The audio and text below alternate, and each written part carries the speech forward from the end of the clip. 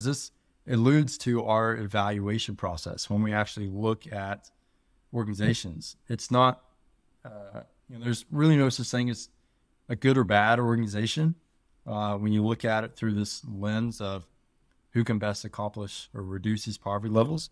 So we just look at this data and identify the most impoverished places. And then we go and find who can best reduce these. And we ask them that. Last year, the data, again, top of the list, South Sudan.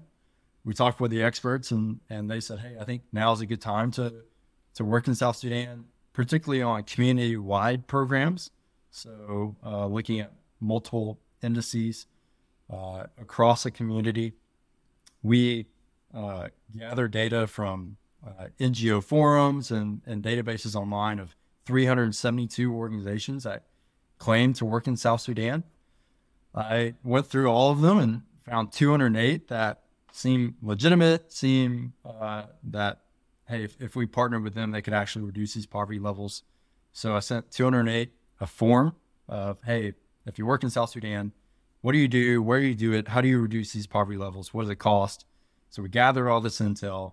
I got data back from 40 who said, hey, we do work in those areas. We do address those.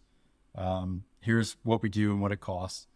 And I narrowed it down to about 8, I think 8 to 12 that I deeply vetted, looked at their financials, cross-verified their data.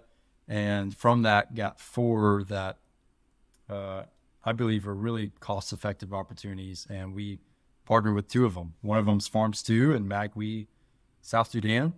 They do agricultural development there. And then another one's Aqua Africa in Mau, South Sudan, where we're helping them build 4 water towers, not just wells, but 4 water towers that will provide water access to 10,000 people in this entire city.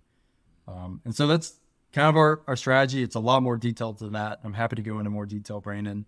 But that's an overview of how we go from this data online to an actually funding a program from start to finish.